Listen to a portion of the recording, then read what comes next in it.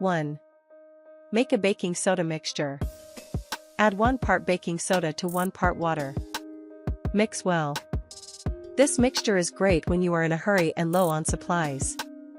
This mixture works well for scrubbing off tough grime. 2.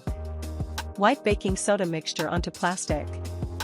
Apply baking soda paste to plastic surface using a clean cloth or sponge. 3. Scrub. Rub down the plastic with the baking soda mixture to remove any grime. 4. Rinse. Use water to rinse off the plastic. Depending on the item, you can do this with a hose or faucet, or with more delicate items you may need to wipe it down with a wet cloth. 5. Dry. Dry your now clean plastic with a clean dry towel.